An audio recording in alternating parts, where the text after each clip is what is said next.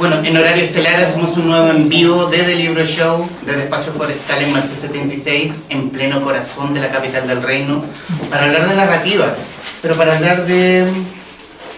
¿cómo decirlo? Una novela linda, una novela elegante, una novela dulce en ciertos aspectos. Estamos con Montserrat Martorell, autora de Antes del Después. Montserrat, bienvenida. Muchas gracias, Humberto. ¿Cómo estás? Todos aquí muy bien y estamos muy contentos porque era por lo menos mi afán desde La Última Ceniza de poder hacer algo muy parecido a esto. Y agradecer a los presentes también que nos acompañan y para quienes nos están viendo a través de YouTube y quienes nos están viendo a través de Facebook, tirar las loas, tirar las medallas de nuestra autora. Montserrat Martorell es periodista y comunicadora social de la Universidad Diego Portales, además de máster en escritura creativa y candidata a doctora en literatura hispanoamericana por la Universidad Complutense de Madrid. Actualmente es académica en distintas universidades chilenas, dirige un taller literario y escribe su tercer libro. Su primera novela, La Última Ceniza, fue elegida la mejor del año por los Premios Lector 2017. Ahora sí, Montserrat, bienvenida. Primero, ¿a qué nos reúne? Antes del Después, el libro que tenemos protegido acá. ¿Cómo fue la idea? ¿Cómo nace la idea de una novela como esta? Porque si bien es distinta a tu primera novela, pero aquí tenemos una historia más bien familiar. ¿Cómo se genera una idea como Antes del Después? Sí, una pregunta que siempre me hacen. Yo creo que uno va armando mucho las respuestas a por qué uno escribió lo que escribió mucho después del lanzamiento y con las entrevistas y con ayuda de la crítica, porque en realidad no sé si uno sabe realmente por qué escribe lo que escribe. Yo lo que sí sabía era que quería escribir una novela sobre el mal de Alzheimer, sobre una relación entre un padre y una hija, y cómo este padre, afectado por esta enfermedad, iba rearmando su propia historia. Después se me ocurrió que quizás podía ser torturador, que ella tenía que sufrir la bipolaridad, sentía que la bipolaridad era un juego narrativo que uno podía establecer también con el Alzheimer y la memoria histórica. Entonces montones de cosas que se van como hilvanando para finalmente tener esta historia que tiene de muchas cosas. Tiene amor, pero también tiene muerte y tiene dolor y finalmente temáticas que me interesan siempre. O sea, pero independiente de la historia. La idea original primero era una historia sobre el Alzheimer. Después vinieron claro. los aspectos que el padre torturador, que también vamos a hablar de eso. ¿Y cómo se...? Porque Olimpia es nuestra protagonista. Sí. Olimpia es un personaje que, así te lo digo como lector, es un personaje que va en permanente descubrimiento. Ese fue el aspecto que al menos quisiste dar, o al menos cómo lo pensaste en un momento. Sí, yo creo que sí. Y también tenía que ver como el origen de ese personaje con una mujer que yo conocí viviendo en España. Cuando yo estaba en Madrid conocí a una chilena que me contó que ella se había decidido ir a vivir fuera de Chile el día que supo que su padre no se iba a acordar más de ella, porque tenía un Alzheimer precoz. Entonces sí, es como un personaje Olimpia que es verdad que se muestra, que se oculta, que cada capítulo vamos descubriendo quizás nuevas sensibilidades o nuevos relieves también. Es un personaje complejo, porque a mí me interesa construir mujeres que sean así, mujeres con carácter, pero al mismo tiempo que están a veces un poco rotas, un poco quebradas, y cómo van tratando de sobrevivir en este día a día a través de esta fractura inicial. Pero es un personaje complejo en la construcción misma de una sociedad compleja como es la nuestra, chilena en el fondo. Probablemente tiene que ver mucho con ella escapa mucho de lo que es la pechonería. Voy a ocupar esa palabra, la pechonería, gente no creyente, gente que no hagas eso, que pueden decir esto, o una cosa así. Claro, es una familia muy católica, es una familia muy tradicional, muy machista, también el ambiente donde ella se mueve. Entonces, claro, estos como descubrimientos también la van complejizando y la van torturando un poco también. En un momento lo dice, finalmente el padre torturaba, pero también los torturó a todos a ellos como hijos. Como solo por el hecho de haber nacido en esa familia, en esa casa, en ese lugar. Quiero irme al padre. ¿Cómo construye a Sean Kaufman? Sí, ¿Cómo construyes a un personaje y sobre todo hice una pequeña anotación acá, porque es la figura del padre amoroso versus el agente del represor de la dictadura. ¿Cómo se construye esa bipolaridad en el personaje, por lo menos en el eje, porque todo gira en torno a este padre? ¿Cómo se trabaja eso? Sí, yo creo que tratando de ver un poco la infancia que tenía este hombre, la relación que tenía con sus propios padres siendo niño, tratando de entender cómo se va construyendo su agresividad o sus agresiones permanentes, su psicología. El padre sin duda es uno de los personajes más importantes dentro de la historia porque de alguna manera marca todo el transcurso de la trama. Y mucha de la bipolaridad de Olimpia viene también de este padre, que nunca es diagnosticado, pero claramente nos imaginamos que algo tiene, que algo hay también, que lo hace ser como es, porque es un hombre absolutamente dividido, un hombre que se levanta en las mañanas, se despide de su señora, de sus hijos, y en la tarde se va a torturar, y después vuelve, y grita, y... ¿Cómo se ve el padre amoroso versus su forma de liberar la rabia? Claro, y eso a ella la quiebra mucho, porque ella adora a su padre, por sobre todas las cosas, y ese padre que quiere también hace cosas que son más oscuras. Entonces esa contradicción permanente o esa luz y esa sombra es como su rasgo principal. Y también como que es una zona que a mí me interesa mucho explorar en general en los personajes. Yo siento que todos tenemos estas como grietas que se iluminan y se oscurecen según vayan pasando las cosas. Lo decía Rilke en un poema que siempre me acuerdo, que dice: temo que si me quitan mis demonios se puedan morir mis ángeles. En el fondo que todos siempre somos un poco estas mezclas. Quiero solamente resaltar un pequeño párrafo que marqué del libro de Montserrat. Permiso. La duda eterna, esa, la de pensar y pensar, y sentirte que te partes por dentro. Tienen razón, es egoísmo puro. No aceptamos la muerte porque somos egoístas, porque queremos apropiarnos de la vida de los otros, porque queremos creer, ingenuamente, que la gente que amamos no debería partir de nuestro lado, y los atamos a la vida, y los atamos a ese torbellino de símbolos que no contemplan otra posibilidad. Más y más clichés.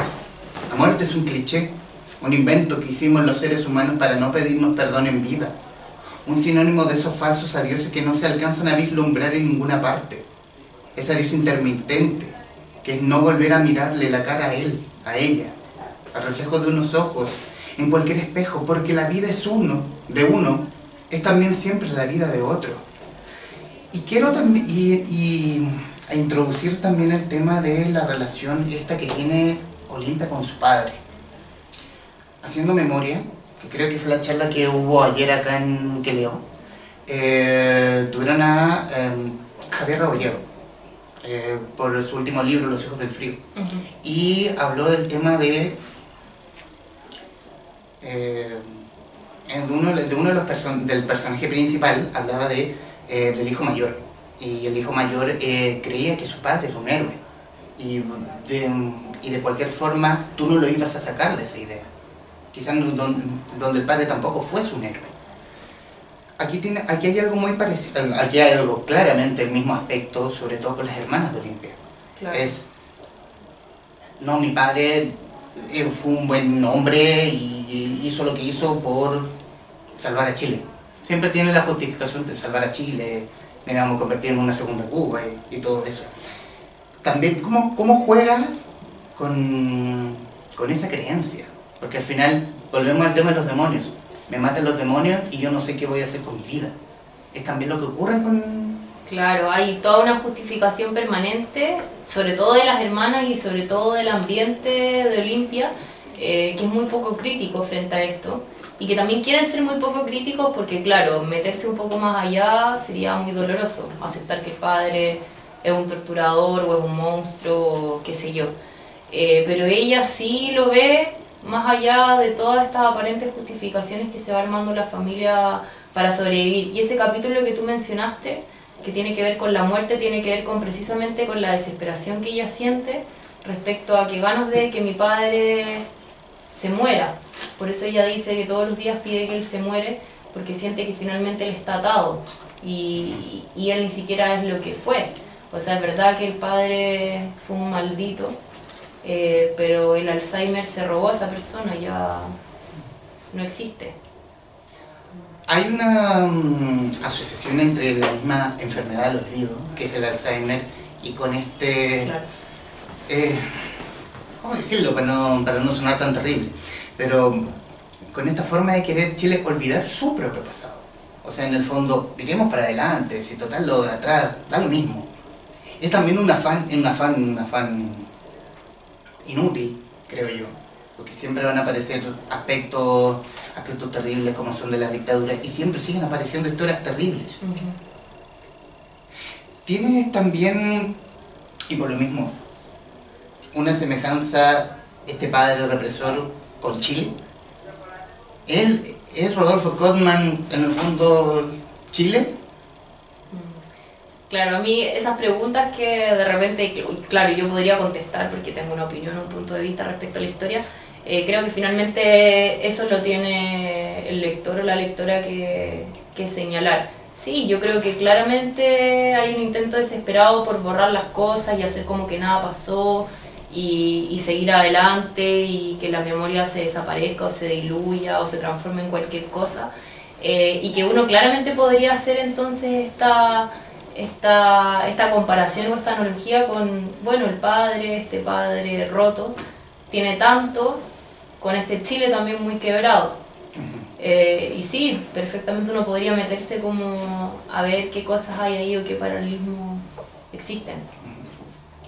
Bueno, que no sea también una conversación y para los presentes quien haya leído el libro o quien quiera decir algo acerca del tema que estamos hablando, por favor, sea libre y que levante la mano. Así es una conversación en conjunto. Feliz. Ay, la gente tímida. Falta vino. Pero hay cerveza. Hay cerveza, no es lo mismo, pero... Bienvenida. No, yo te tengo una pregunta, Monse. Ya nosotros nos conocemos hace varios años y sin duda todavía no he tenido la oportunidad de leerme tu novela, pero voy a ir más allá de la novela, de lo que está escrito, porque lo quiero leer y después lo comentaremos, pero ¿qué sientes tú al escribir un segundo libro que es diferente a la temática del primer libro? ¿Tú crees que es un libro más maduro? ¿Hay mayor trabajo? ¿Te salió con mayor naturalidad? ¿Cómo enfrentaste tú esas páginas en blanco ya teniendo a cuesta un primer libro y que fue así exitoso? ¿Sentiste presión? ¿Qué es lo que pasó en ese proceso literario? Sí, lo viví mucho más naturalmente, con menos ansiedad también, con menos presión, con más seguridad. También la primera novela que la escribí siendo estudiante de un máster en España, en noches así insomnes, que estaba hasta las 4 o 5 de la mañana. De hecho, ahí hay una amiga con la que yo vivía en ese departamento que escribí la novela en Madrid, en la calle de Trems. Y por ende, claro, yo creo que ahí había como muchas pulsaciones y muchas emociones porque también estaba sola en un lugar muy lejano. Y esta novela ya, la segunda antes del después, fue en Chile. La escribí en la casa de mis padres, con otro ritmo también, y siento que cada vez, a pesar de que permanentemente escribo, yo escribo día por medio por lo menos, y estoy trabajando en un tercer libro, voy sintiéndome más segura de la manera en la que voy poniendo las palabras. Y no me voy agobiando por qué es lo que va a pasar o qué es lo que va a pasar o cómo va a terminar. Por ejemplo, ahora estoy escribiendo una historia que no tengo muy claro las cosas, pero no me desespera eso porque sé que en un momento esas cosas van a llegar y que cuando esté tecleando cualquier idea o cualquier escena, eso se va a reconfigurar. Y quizás antes quería tener las cosas un poco más amarradas. También trato ahora de cambiar como las perspectivas o de repente jugar con puntos de vista, que siempre me gustó, pero ahora trato de darle más espacio a cada situación y que no sea algo tan así rápido. Yo creo que uno siempre va cambiando, sí. Cada libro, lo decía el otro día un amigo que es editor, decía cada libro es un mundo nuevo. Y lo mismo sucede uno como autora, porque uno está viviendo emociones que son diferentes, que son absolutamente imposibles de comparar. Gracias. Gracias. Por favor. Una pregunta cortita. ¿Qué hay de Olimpia en la Monse y qué hay en la Monse de Olimpia? Yo creo que todos los personajes que uno escribe tienen mucho de uno, siempre. A pesar de que, por ejemplo, Jorge me preguntaba afuera, oye, ¿esta novela es autobiográfica? Y yo decía, no, mi padre es un santo, por favor. Pero claro, es verdad que la escritura se te va como metiendo entre la imaginación, la realidad, las cosas que uno piensa que son y no son, y las va como distorsionando, diferentes hechos, sucesos como que se van entremezclando. Entonces yo creo que todos los personajes en general que uno escribe tienen mucho de uno. Probablemente quizás el carácter fuerte o la vehemencia. Yo siempre digo que mis dos protagonistas de la primera y la segunda novela, Alfonsina y Olimpia, yo las siento pero que las adoro, porque claro, son aparte creación de una, y además como son sensibles y las entiendo, y muchas veces en determinadas situaciones probablemente yo hubiera reaccionado como ellas. Entonces me meto mucho en la piel de esos personajes. Hay otros personajes que también tienen mucho de mí, pero ella, por el hecho de ser mujer y de compartir como montones de códigos, sí las siento muy, muy vinculadas a mí, a pesar de que tenemos historias diferentes. Más o menos lo mismo, pero en la construcción de los personajes, ¿no? Cuando hay escritores que son muy esquemáticos, que se hacen un esquema antes de iniciar su obra, y que saben cómo van a ir desarrollándose, cómo van a ir creciendo esos personajes. ¿Cómo juega tu construcción personal de los personajes de cada una de tus novelas? ¿Nacen ya con una característica o van creciendo en tu mente a medida que vas desarrollando la escritura? Sí, nacen de todas maneras con una característica. Yo creo que siempre hay algo ahí, no sé. La primera, Alfonsina, eran los tacos en el suelo y yo sabía que ella tenía que usar unos zapatos, que en el fondo ese ruido me fuera como armando su personalidad. Entonces había una definición, ella llegaba tarde, o era insomne, o le daban ganas de ir al baño a las 5 de la mañana, o le daba sed. Entonces como que era una personalidad ansiosa, y esa característica nunca la desarmé, ni siquiera hasta el final. Fue como esa primera imagen. Yo siempre pienso que hay una primera imagen que es clave cuando uno crea un personaje, y que esa como intuición que uno tiene, no tiene que soltarla respecto a cómo tendría que ser esa persona. Después con Olimpia, yo sabía al principio que tenía que ser bipolar, y esa era la enfermedad que yo quería que ella tuviera, y tampoco la iba a soltar. Después que van apareciendo como otras complejidades y se te van ocurriendo otras escenas que te podrían apoyar o justificar estas marcas que van teniendo. Hay escritores que son, claro, como tú decías, súper metódicos. Yo siempre he envidiado, qué sé yo, a un Nabokov o a un José Donoso, que son capaces de plantear todo, y yo he tratado de hacerlo con mi segunda novela. Siento que lo hice un poco más, que fue como tratar de esquematizar mejor, y con el tercer libro ya voy haciendo primer capítulo, pasa tal cosa, segundo capítulo, tercer capítulo, y si me voy perdiendo, voy tratando de construir hacia abajo, cosa que sé que el quinto capítulo tiene que pasar esto, el sexto eso y el séptimo esto. Pero por mucho que uno tenga una idea respecto a cómo deberían ser las cosas, igual se te escapan. Así como se escapan los enanos al monte, igual se te escapan los personajes, finalmente. Y no se pueden controlar tanto. ¿Alguien más? Yo tengo una pregunta.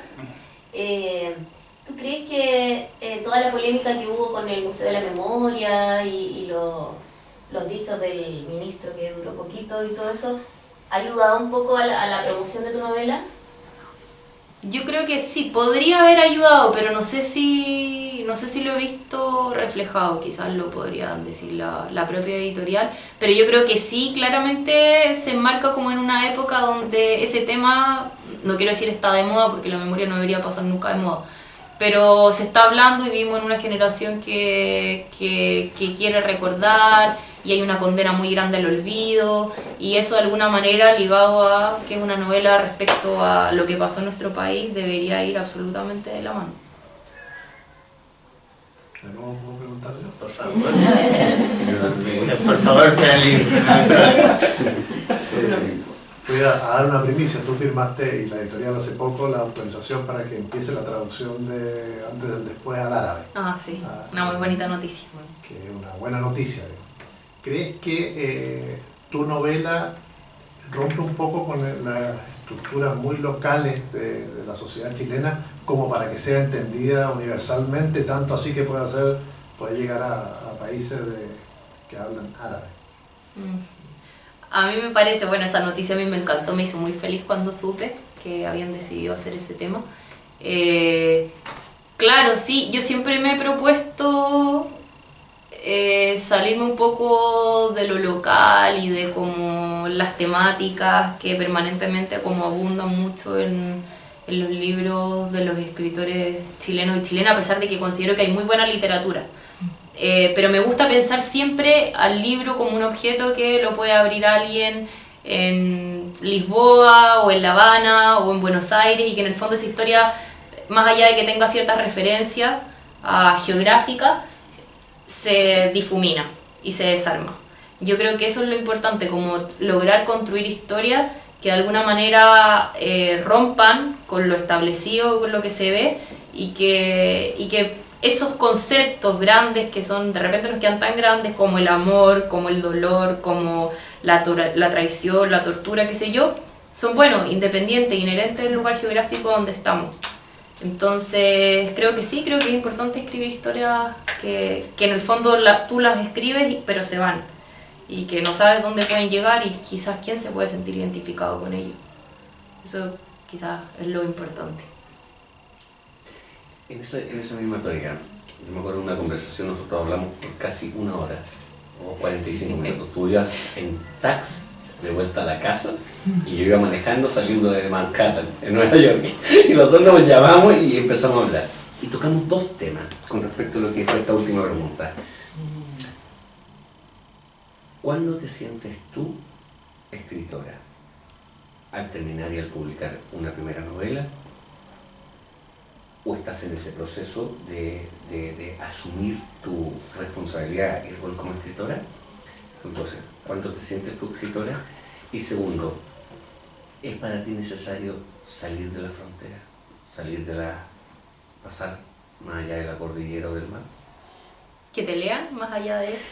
¿O, No, o tú, una misma? No, tú como persona, como mujer, para poder aportar algo más que sea de este ámbito internacional.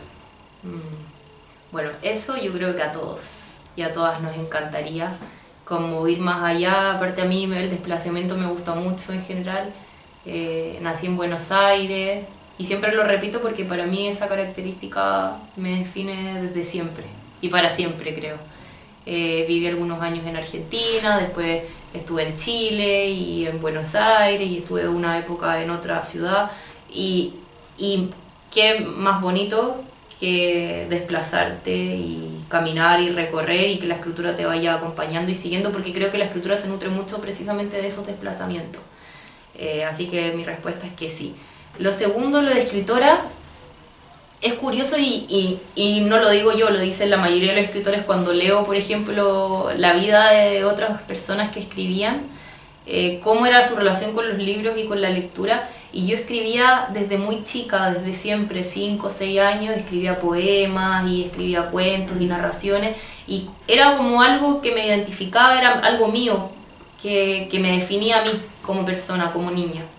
Entonces siempre sentí que eso estaba, y era algo personal y al mismo tiempo que me gustaba, que me apasionaba, etc. Entonces desde muy chica sentía que tenía este como tema con las palabras, y después, claro, todo se fue como configurando y reordenando para que, bueno, me convirtiera en periodista y después siguiera haciendo los posgrados en literatura. Y sí, me siento escritora, absolutamente. Como hay gente a la que le da mucha vergüenza reconocerlo, decirlo. He escuchado que dicen, ay, yo no me siento escritora hasta que publique, o no me siento escritora hasta que cumpla tantos años en este oficio. Yo sí, yo me siento escritora. Gracias. ¡Bravo! ¿Qué opinarías tú acerca de una representación teatral de tu obra? Porque claramente tiene mucho de drama, y creo yo que, o sea, no la he leído, pero sería bien interesante representarla en algún momento. ¿Qué opinas acerca de eso? Me encanta la idea, me encantaría como que estas historias se convirtieran en película, se convirtieran, aquí tengo a Jorge Giacomán, que es un gran cineasta, y eso estábamos conversando, me encantaría que se convirtiera en una película, que se convirtieran en canciones, que se convirtieran, de hecho La Última Ceniza, una artista visual muy importante brasileña, tomó el libro y armó una exposición de 7 cuadros en Brasil el año pasado, unas pinturas fenomenales, todas basadas en la traducción que ella armó y cómo lo hizo. Y yo creo que el arte va así, el arte se va ligando y uno podría tomar cualquier diálogo o cualquier monólogo y convertirlo en una representación así. Eso es lo bonito, que todos son muy hermanas las artes en general. Y otra pregunta, ¿tú crees que por ejemplo una representación, claro,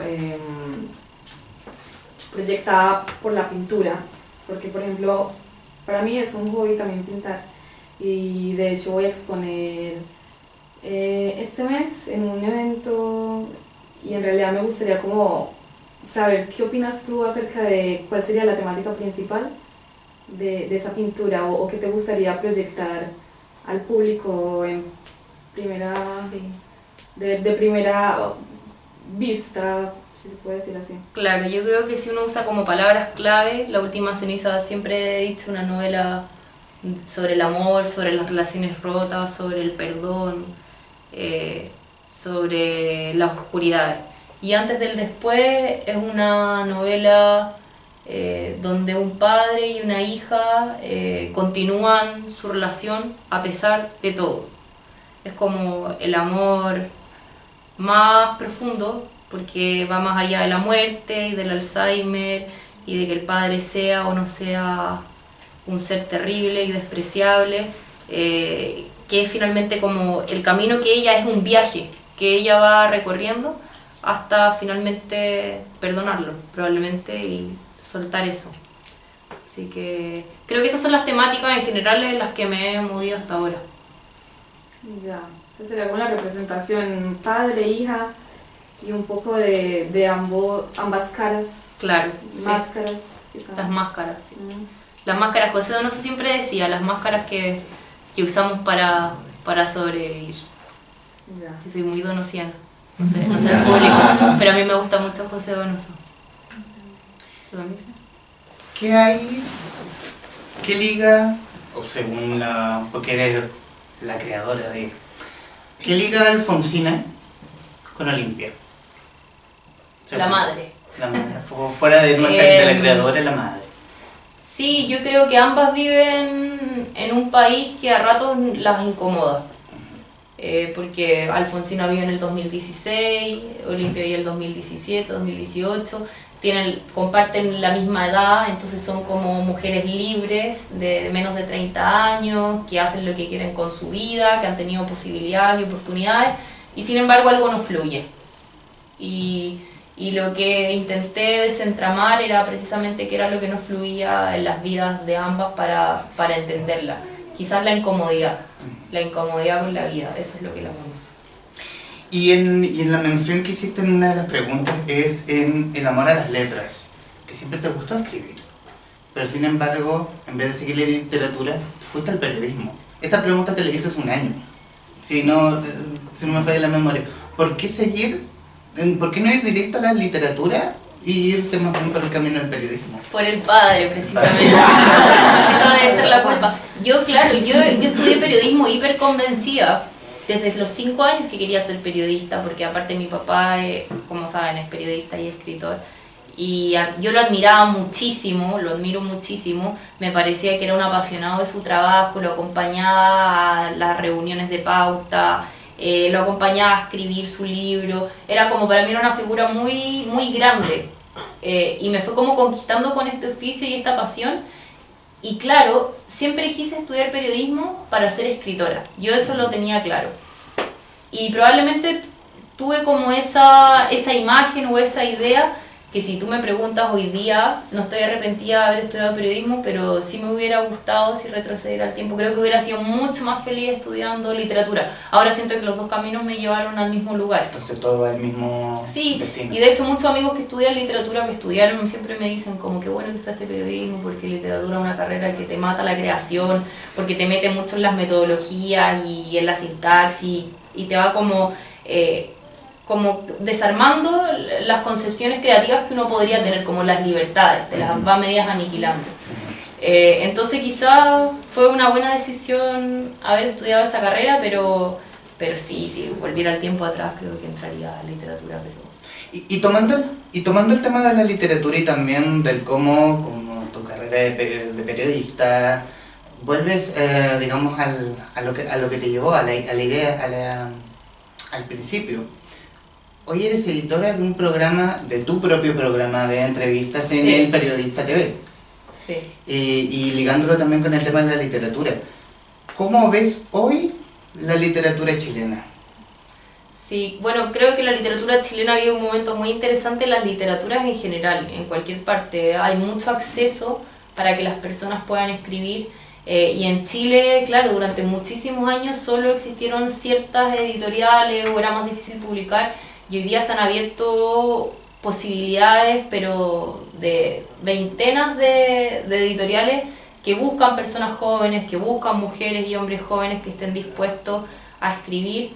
Y en ese sentido me parece que hay mucha gente haciendo cosas, gente joven y no tan joven, tomando temáticas locales o temáticas ya no tan locales, pero de alguna manera están fabricando historias. Y yo creo que estar creando, finalmente si uno se va como a la raíz de la palabra libertad, que es la capacidad de iniciar algo, eso es finalmente lo importante, que uno sea capaz de construir. ¿Cómo fue el proceso cuando fuiste a LOM? Porque tú llegaste a LOM, LOM llega o LOM llega.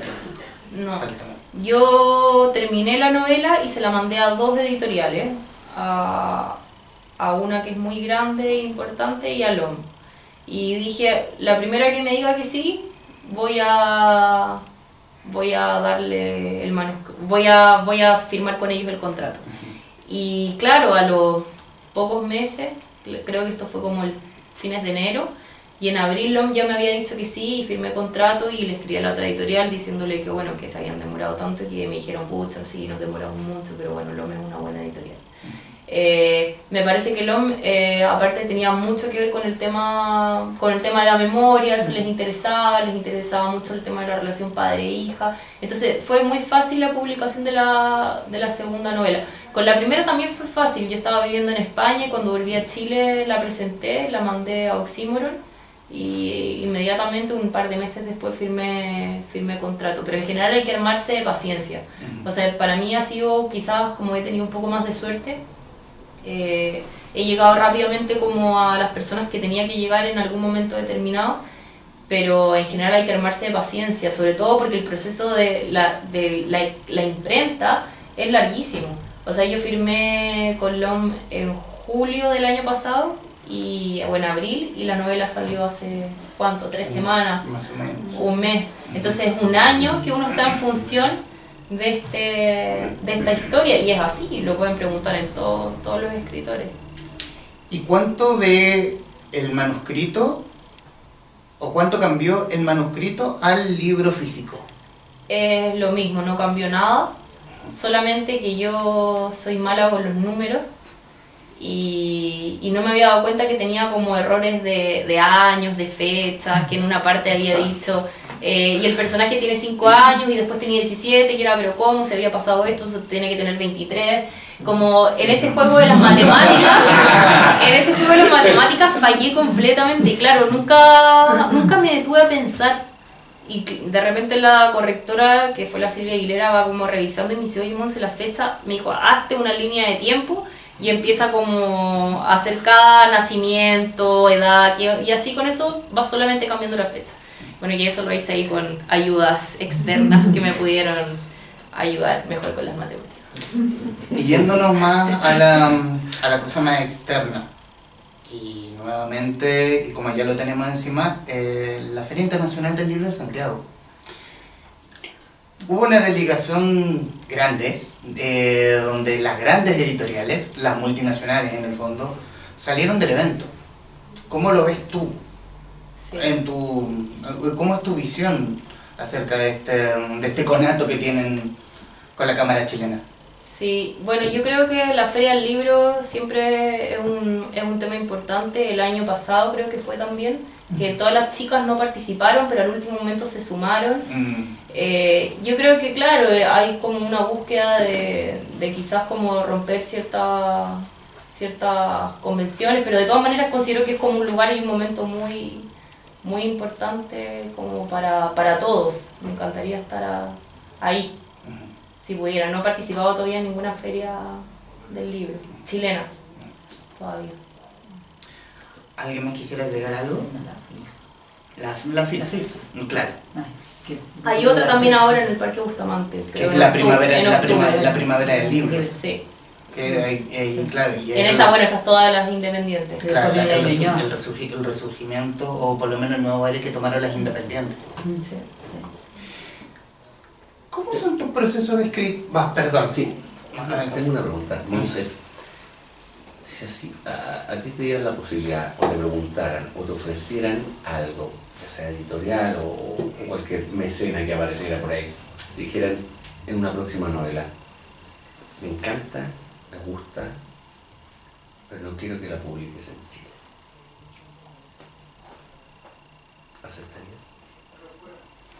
¿Y quién me dice eso? ¿Un mecenas? Mecenas, editorial de cualquier otro Sí, país, bueno. cualquier país, toma tu manuscrito, tú se lo mandas a alguien y no, juguemos este juego. Y Que sea llega, una gran editorial. y llega este manuscrito a otras manos. Y esas otras manos, ya sea editorial o quien sea, te dice, ¿sabes qué? Está tan buena, la temática es interesante, es tu tercera, cuarta, quinta novela, pero te dice, yo te la agarro y te la distribuyo y la vamos a hacer mundial. Y viene acompañado de película, viene acompañado de el pack completo, el Bueno. triple pack, pero te pone una condición: no quiero que la publiques y que salga a la venta en Chile. Yo soy súper insegura para tomar decisiones en general, así que lo primero que hago sería preguntarle a mi padre, que es como mi manager, que de verdad, o sea, de hecho yo no tengo manager, porque mi papá es la persona que me ve los contratos y me revisa, o sea, él es el que se encarga de esas cosas, yo voy a las reuniones con él, así que le preguntaría a él qué opina de este ofrecimiento, y él Y ya que lo tenemos aquí, aunque no está preparado. ¿Sí o no? haría lo que él me Yo diga. diría que sí, con eso. Sí, yo no soy muy buena para tomar esas decisiones tan así como... 7.000 millones contra 17 millones. Me parecería raro, como, ¿y por qué no en Chile? Claro. Sería como curioso, pero bueno, si es el todo o nada, hay que jugar al todo. ¿Alguien más quisiera decir? Por favor. Sí, vengo de invitado y me gustaría comprarle la novela hoy día, si voy a empezar a leerla. Te quería preguntar cómo se vive esto de la docencia, como la academia en el área de literatura y el proceso de ser escritora y el mundo creativo. Como si hay tensiones o si se alimentan esos mundos. Sí, absolutamente. Hay gente que tiene la idea, y lo hablamos con otra amiga y colega escritora, la Andrea Jeftanovich, que también es escritora y es profesora a tiempo completo en la universidad. Claro, conversábamos respecto a ese tema, que hay gente que piensa que la academia es como un lugar como estructurado y como que no hay, te cortan la creatividad y la libertad, en fin. Yo siento que la universidad a mí es un espacio donde yo estoy de lunes a viernes prácticamente todo el día y me fascina. O sea, a mí el contacto con los alumnos de las diferentes disciplinas, la manera como ellos retroalimentan, los diálogos, ese espacio como de pensamiento crítico y de reflexión es único. Entonces sería algo que yo creo que nunca soltaría la escritura narrativa, nunca dejaría de escribir, pero tampoco nunca dejaría de estar ahí. Como creo que sería de esas profesoras hasta los 85 años que ya no van a saber qué hacer con ella, que sigue haciendo sus clases de escritura creativa o de personajes o de lo que sea, porque me gusta, porque me apasiona y porque de verdad saco también muchos materiales como de la vida misma, del vivir, uno saca mucho para escribir después. Siempre es como, hay veces en que yo tengo amigos que se estresan, escritores que dicen, ¿por qué no estoy escribiendo? Pero uno dice, bueno, pero estás viviendo, porque estás viviendo ese tiempo que en algún momento cuando te sientes y estés calmado vas a poder narrarlo. Pero es muy importante eso, es como van en dos dimensiones, la vida que uno escribe y la vida que uno vive. Y esas dos vidas aparecen, se juntan y se forman los libros. ¿Cómo son tus procesos de creación? ¿Tú escribes por lo general de mañana, tarde? A todas horas, pero sobre todo de noche. Cuando mis amigas se estresaban conmigo, como me decían, Monse, no duermes, pensaban. Pero claro, después dormía unas horas más en el día. Cuando estudiaba en España, en el máster, yo escribía siempre de noche. Partía escribiendo a las 11 de la noche, 12, 1 de la mañana y terminaba a las 6 de la mañana. Y me encantaba ese espacio. Ahora, claro, como ya no soy estudiante, bueno, soy estudiante, pero trabajo todo el día y me tengo que levantar muy temprano, escribo en los trayectos. O en la noche en la casa, cuando ya llego, siempre trato de escribir algo.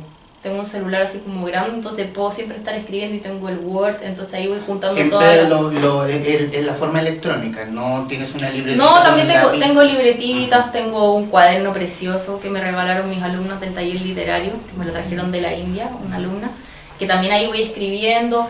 Escribo mucho en papel, pero también escribo mucho en celular. Y ahí voy juntando y voy poniendo capítulo 1, capítulo 2, y escribo mucho en el metro. ¿Y eres más de café, un té, un juguito? ¿En ese mismo proceso? O de un vino. O de un vino, cerveza, una agüita. Sí, a mí me gusta mucho salir. Soy muy salidora. Me gusta mucho compartir con mis amigas, con mis amigos y disfrutar, y soy muy gozadora, siempre lo fui. No soy muy de té, salvo si hace mucho frío, pero en general no. Sí, el café tampoco, prefiero una copa de vino, algo así, para ir conversando. Amén, un minuto. Bueno, por lo mismo, darte un presente por haber aceptado este ratito para poder conversar. Aún no terminamos, tranquilo. En esos procesos, bueno, ahí tú lo puedes ocupar como tú quieras. Una taza con nuestra marca institucional, que lo puede ocupar. La había visto, vi como que estaban con una... Que lo puede ocupar, claro, puede ser un juguito, un agua, lo puedo ocupar como lapicero también. Yo era adicta, pero adictísima a la leche con chocolate. Y todavía lo soy, pero como llegué de España, la nutricionista me dijo que era algo que tenía que dejar de hacer porque ya estaba bueno ya tener 20 y tantos años y estar... Pero me lo hubiera tomado feliz mi leche con Nesquik. Yo seguía tomando leche con Nesquik todos los días, en la mañana y en la tarde. Nunca es tarde para volver a los vicios. Sí. Iba a hacer una pregunta. Sí, o sea, como vi que igual tienes tanta flexibilidad en los temas, quisiera saber qué tipo de experiencia personal te gustaría plasmar o contar en algún momento en alguno de tus libros. Algo que te haya marcado así hasta el día de hoy. Tengo varias experiencias que me han marcado y siempre las camuflo. O sea, como para la gente que me conoce así muy muy bien, a pesar de que yo no hago biografía y siempre digo que no soy yo la de los personajes. Siempre el que me conoce y lee va a encontrar como algún guiño, algo sutil, alguna conversación, incluso a veces cosas que ni siquiera yo viví pero que me contaron y que era como, ¿cómo sabías esto si ni siquiera naciste cuando pasó? Me acuerdo una vez de una conversación con mi papá que me dijo que yo escribí una escena como a partir de algo que él me había contado que a él le había pasado cuando era chica. ¿Sabes algo que me gustaría, algo que tengo pendiente en la vida? Bueno, a mí me gustaría ser mamá alguna vez, no tengo hijos, y sobre eso me gustaría, el día que los tenga, voy a escribir sobre una historia respecto a la vida con hijos, que sé que los tendré en algún momento. Excelente. Así que se quedó. ¿Y qué hay en el futuro de Montserrat Martorell? En el futuro está todo. Hay un tercer libro, como menciona la solapa de tu segundo libro. ¿Eso está en el proceso? tercero? El tercero. Sí, está en proceso y lo tengo bien avanzado. Yo creo que de aquí a febrero va a estar listo. Y esa es una historia sobre un hombre y la relación con su expareja y cómo se perdonan a partir de de un accidente que tienen y que en el fondo marca. Toda la historia sucede en 3 días y esta vez como que me metí en la cabeza de un hombre para contar toda la historia. ¿Y es muy complejo? ¿El hombre? Sí, muy complejo. Sí, me he nutrido de muchos hombres complejos que he conocido. Y como no los vamos a nombrar, no. Bueno, para la gente que nos está viendo en ambas pantallas, recomendarles Antes del Después de Montserrat Martorell, editado por LOM. Elegante, sutil, desgarrador, tierno en algunos aspectos, pero también un relato de memoria muy necesario. Sutil y elegante, como también la edición misma que dio LOM al libro. ¿Quién diseñó la portada? ¿De quién es la portada? Hice la misma pregunta, a diferencia de La Última Ceniza. A mí con La Última Ceniza nos demoramos un montón en elegir la portada, me mandaron montones de alternativas, que lo hizo Alejandra, no me acuerdo el apellido en este momento, pero una ilustradora muy conocida. En la primera página dice ilustración, Alejandra Costa. Alejandra Costa, que es, pero fantástica. Y con Antes del Después no me dieron chance de elegir, me la mandaron solamente, me la mandaron hecha, menos mal que me gustó mucho y a la gente que se la mandé también le gustó, y eran como de imágenes que ellos tenían de artistas. Bueno, recomendarles Antes del Después y también vayan por La Última Ceniza. Sí. Y esto es el speech publicitario que pueden encontrar en Quileo Forestal, Merced 76, o en espacioforestal.cl. ¡Gol, vamos! Y bueno, disfruten, maravíllense con esta autora chilena. Solamente decir eso, Montserrat, muchas gracias. Muchas gracias a ti, Humberto, por A estar aquí. los Gracias a presentes, todos. gracias y nos vemos en otra oportunidad.